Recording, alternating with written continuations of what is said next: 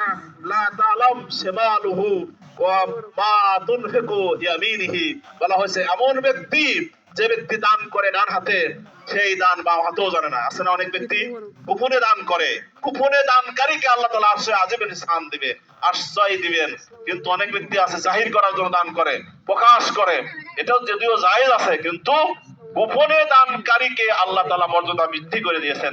এরপর বলা হয়েছে রাজুলুন যাকারাল্লাহু খালিলান কাজাত। বলা হয়েছে ওই ব্যক্তি, যে ব্যক্তি নির্জনে নিভৃতে আল্লাহ রাব্বুল আলামিনের ভয়ে কাঁদে, চোখের পানি ফেলে। রাসূল কারীম সাল্লাল্লাহু আলাইহি ওয়াসাল্লাম বলেছেন যে জাহান্নামের আগুন দুইটো ফোঁটা দিয়ে নিভবে। একটা হচ্ছে নিভৃতে নির্জনে বসে বসে আল্লাহ রাব্বুল আলামিনের কাছে কাঁদে কাঁদে চোখের পানি ফেলা, এই পানি দ্বারা জাহান্নামের আগুন নিভে যাবে। সুবহানাল্লাহ বিহামদি।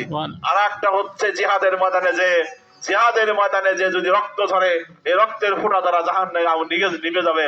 আল্লাহ রাব্বুল আমিন আমাদের সকলকে নিভৃতে নির্জনে আল্লাহর ভয়ে ভীত হয়ে আল্লাহ রাব্বুল আলামিনের কাছে চোখের পানি ফেলে দোয়া করার তৌফিক দান করুন। সবাই আল্লাহুম্মা আমিন। আল্লাহু আকবার, আল্লাহু আকবার, লা ইলাহা ইল্লাল্লাহু আল্লাহু আকবার ওয়ালিল্লাহিল হামদ। আল্লাহু আকবার কাবীরা ওয়ালহামদুলিল্লাহি কাসীরা ওয়া সুবহানাল্লাহি বুকরাতাও ওয়া আসীলা।